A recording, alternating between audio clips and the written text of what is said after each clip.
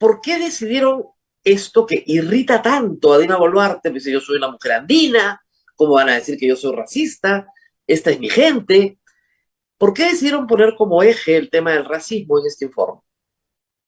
Rosa María, nuestro informe Racismo Letal, Ejecuciones Extrajudiciales y Uso Ilegítimo de la Fuerza por parte de los Cuerpos de Seguridad en Perú, precisamente pone en evidencia este sesgo racista en la represión violenta. Boluarte es la culpable principal. Erika Guevara, directora de la Amnistía Internacional para las Américas, hundió a Dina Boluarte con la segunda parte del informe sobre las protestas sociales en el Perú e indicó que anteriormente se había reunido con la usurpadora para mostrarle las evidencias que habían recabado de 12 casos de personas que habían sido asesinadas y cientos de heridos durante la represión de las protestas, pero la genocida no hizo ningún caso. Además, resaltó que su informe titulado Racismo Letal, Ejecuciones Extrajudiciales y Uso Ilegítimo de la Fuerza por los Cuerpos de Seguridad de Perú pone en evidencia que hubo un sesgo racista en la represión violenta, pues en las comunidades de las diferentes regiones de nuestro país se utilizó la fuerza letal y se hizo un despliegue de policías y militares que tenían la intención clara de castigar a los manifestantes, los mismos que terminaron cometiendo ejecuciones extrajudiciales por su clara intención de matar al disparar a la cabeza y al tórax de los protestantes. Por otro lado, Erika Guevara enfatizó que las investigaciones de estos asesinatos han carecido de rigurosidad, esto a pesar de que hablaron con la fiscal de la nación para presentarle las pruebas de las violaciones de derechos humanos, y es que en muchos casos ni siquiera se han realizado las necropsias de ley y tampoco han pedido la información a los militares. A continuación te mostramos el video. Bueno, Rosa María, muchas gracias por el espacio, por la invitación. Efectivamente, en febrero de este año presentamos el informe de los hallazgos iniciales de nuestra investigación de respuesta de crisis. Ya para ese momento habíamos desplegado a nuestro equipo de respuesta de crisis de las Américas, un equipo con especialización en la investigación en contextos en donde la magnitud, las dimensiones de las violaciones a los derechos humanos adquieren un componente de gravedad no solo por la magnitud numérica, sino por el tipo de violaciones que se cometen en un contexto y un periodo de tiempo cortos. En ese momento ya alertábamos de un grave escenario en donde se cometían violaciones a los derechos humanos en manos de las fuerzas de seguridad. Yo personalmente me reuní con la presidenta Boluarte para mostrarle toda la evidencia que habíamos recabado hasta el momento. Habíamos ya documentado 12 casos de personas que habían sido asesinadas, múltiples casos de personas heridas, casos de denuncia de detenciones arbitrarias, de uso de la tortura, entre muchas otras cosas. Nuestro trabajo continuó, seguimos documentando casos, documentamos la situación en Juliaca y hemos hecho todo un análisis, no solo de la evidencia testimonial que ya habíamos recogido, nos hemos hecho allegar de información pública, hemos hablado con ciertas autoridades, hemos hecho un estudio minucioso y una evaluación sobre las evidencias forenses, nuestros expertos en armamento han podido revisar pues toda la evidencia balística existente, el tipo de armas que se han empleado, y nos parece importantísimo poder presentar este informe completo con no solo estos hallazgos, sino con el análisis sobre las evidencias y lo que consideramos constituyen graves violaciones a los derechos humanos que incluyen ejecuciones extrajudiciales. No Nosotros hay, hemos revisado. para que quede claro, no hay contradicción con el informe anterior, sino es una continuidad de un mismo trabajo.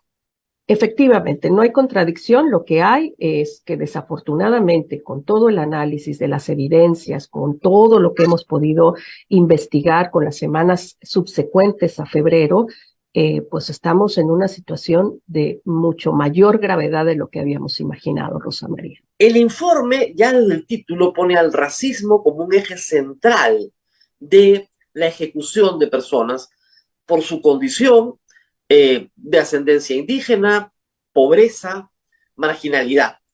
¿Por qué decidieron esto que irrita tanto a Dina Boluarte? Dice, yo soy una mujer andina, ¿cómo van a decir que yo soy racista? Esta es mi gente. ¿Por qué decidieron poner como eje el tema del racismo en este informe?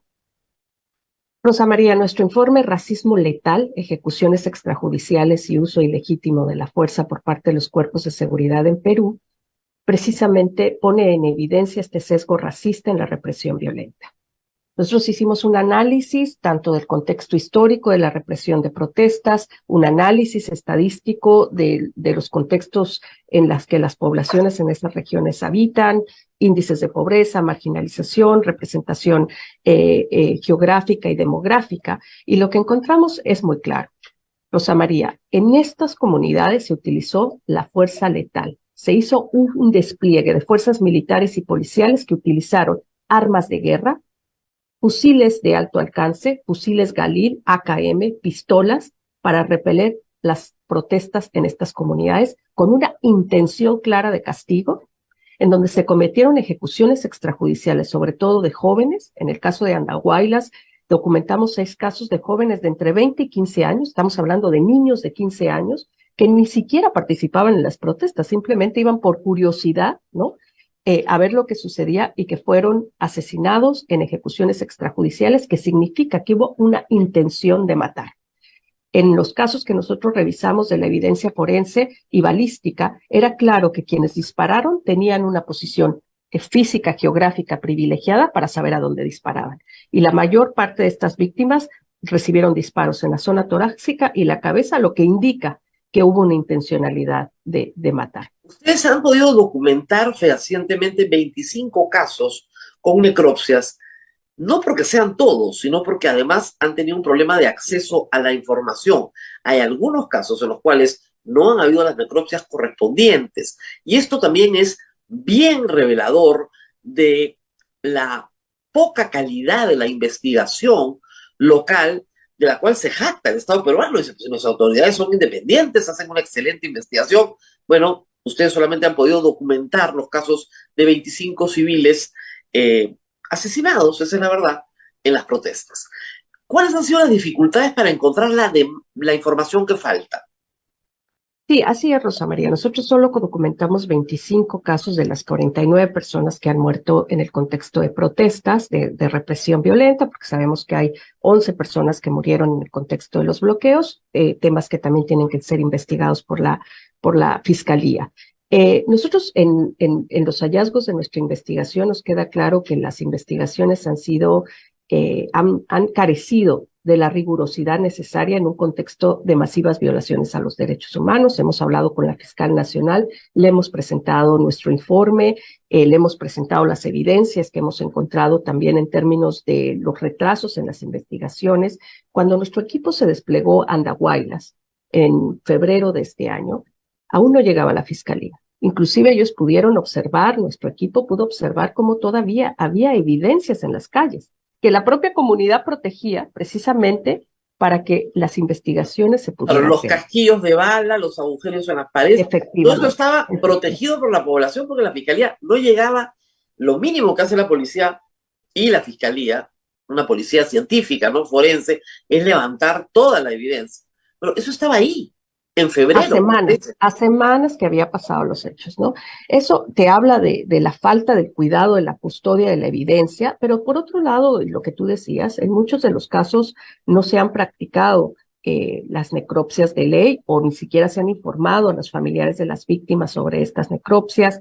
La policía y los militares no han entregado toda la evidencia balística. Nosotros, a través de los mecanismos de acceso a la información, hemos solicitado múltiple información que aún no se nos ha hecho llegar. Se nos ha hecho llegar alguna información sobre, por ejemplo, el tipo de armamento que fue desplegado, pero no hay un registro del armamento que fue empleado, el número de balas que se utilizaron, etcétera, que en un contexto operativo, sobre todo en un estado de emergencia, es lo que con rigurosidad las fuerzas de seguridad tienen que registrar. ¿Ustedes han podido establecer nombres de los que, por lo menos en el nivel superior, ordenan todas estas operaciones? Esos nombres existen. No han sido ni siquiera citados, pero ¿han podido establecer los nombres de los responsables de los operativos? Rosa María, nosotros no hemos identificado, no porque, como tú dices, no existan esos nombres o no estén en los planes operativos, simplemente hasta ahora no hemos hecho esa investigación o no ha apuntado nuestra investigación hacia ahí, pero la Fiscalía debe tener acceso a información y debería ya de empezar a hacer una investigación no solo sobre quienes jalaron el gatillo, sino quienes, ya sea por omisión, lo previnieron o ordenaron. Claro, pero para que quede claro, Amnistía Internacional no ha hecho un informe para individualizar a policías ni militares. Ha hecho un informe desde la perspectiva de las víctimas. O sea, esta persona murió. ¿Cómo murió? ¿Dónde murió? ¿No es cierto? ¿Qué causó su muerte? Esa es la perspectiva. Y es evidente desde esa perspectiva que estamos hablando de ejecuciones extrajudiciales, algo que suena muy fuerte en el Perú. Pero quisiera que usted defina, por favor, jurídicamente qué cosa es una ejecución extrajudicial. Así es, Rosa María. Una ejecución extrajudicial es el asesinato, es la violación al derecho a la vida perpetrado por un agente del Estado con la intención de matar. Así Así es. de sencillo. Ahora, no, nosotros en el Perú, por si acaso, para conocimiento público, tampoco tenemos ejecuciones judiciales, porque no tenemos pena de muerte. En otros países de América Latina, sobre todo en los Estados Unidos, hay pena de muerte y hay ejecuciones ordenadas por un juez. Eso no es posible tampoco en el Perú, porque no tenemos pena de muerte, salvo en caso de guerra exterior por traición a la patria, cosa que no está ocurriendo. Entonces, acá lo que tenemos es la aplicación de la pena de muerte por fuerza del orden, que contraviene todo el Estado de Derecho peruano.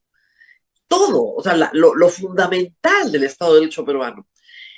Sin embargo, la respuesta del gobierno, hace pocos días el embajador del Perú ante la OEA y reiteradamente el señor Alberto Táralo ante la Fiscalía y ante el país, la señora Dina Boluarte, hablan de casos individuales de personas dentro de la policía de las Fuerzas Armadas que deben ser investigados y además ellos señalan que no tienen ningún nivel de mando sobre las Fuerzas Armadas y policiales. Entonces empecemos allá arriba. Yo sé que ustedes no han hecho su informe, pero en sus investigaciones tienen que haber llegado a alguna conclusión. Hay responsabilidad de la presidenta, de su ministro de Defensa, de su primer ministro, de su ministro del Interior, en los hechos ocurridos en diciembre, enero y febrero de este año.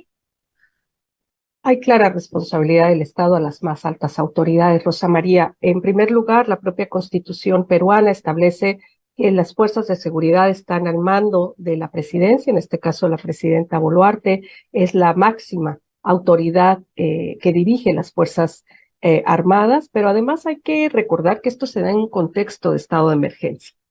Es un contexto de excepcionalidad donde efectivamente las autoridades al más alto nivel, incluida la presidenta, tienen una responsabilidad mayor en las operaciones del despliegue de fuerzas policiales y militares. Es decir, los planes operativos, los planes de acción, tanto de las fuerzas armadas como de las fuerzas policiales, tuvieron que haber sido presentadas a generales, a comandantes de alto rango, y ellos a su vez debieron de haber recibido la instrucción política de la presidenta sobre el propósito del estado de emergencia y la intencionalidad del despliegue de estas fuerzas armadas, ¿no? Entonces, no se puede hablar de que son casos aislados, aquí hay un patrón. Hay 7 localidades que sufrieron esta represión violenta, particularmente el uso de la fuerza letal, estas armas de guerra, armas de alto alcance, y que pues evidentemente no solo es quien jaló el gatillo o el comandante de la brigada, sino quien dio la orden política de qué tipo de operativo se iba a desplegar en una zona específica. ¿Qué opina Amnistía Internacional del argumento de la legítima defensa? Es decir, nosotros desplegamos efectivamente policías y militares frente a turbas que iban a matarlos, estaban tomando aeropuertos, 5 aeropuertos tomados casi de manera simultánea o escalonadamente a lo largo de varios días, destrucción de la propiedad privada y pública, incendio de la casa de un congresista, es decir, actividad violentísima por parte de estas personas que protestaban, pero al mismo tiempo tomaban carreteras, que es delito en el Perú. Había delito de daños, delito de usurpación agravada, delito de toma de vías de medios de comunicación, y que por lo tanto, si no se entiende ese contexto, no se entiende la respuesta policial. ¿Qué opinan de ese argumento? Bueno, Rosa María, primero decir que todos estos hechos que tú has enlistado tienen que ser investigados por la Fiscalía, sin lugar a dudas. Son delitos que son castigados en el Perú, que están dentro del Código Penal del Perú y que tienen que ser investigados por la Fiscalía Nacional y a través de las Fiscalías Regionales, dependiendo del tipo de delito que se persigue. Pero lo que nosotros encontramos es una contradicción entre ese discurso y la realidad. Las personas que fueron asesinadas, que Amnistía Internacional pudo documentar, no encontramos una sola evidencia, o el Estado no nos pudo presentar una sola evidencia que se trataba de personas que o en lo individual o parte de un grupo estaban ejerciendo ningún acto de violencia. Es decir, inclusive a muchas de estas personas se les hizo una prueba pericial para ver si habían utilizado algún tipo de arma, si había pólvora en sus manos, etcétera. En ningún caso existe eso. Estamos hablando de niños de 15 años. Que han sido llamados terroristas, criminales, ¿no? Vamos a ir a la estigmatización en un momento, pero digamos, el argumento del Estado es, o de los defensores del gobierno, no del Estado, es en realidad, se trata de errores. Ese jovencito de 15 años evidentemente es inocente, no debió morir, pero estaba en una confrontación, pues, se dispara, es un policía aterrorizado, o un militar con poca experiencia en manejo de multitudes, entonces dispara, pues, porque teme por su vida, está aterrado, y como está aterrado, bueno, estas cosas pasan, lamentablemente.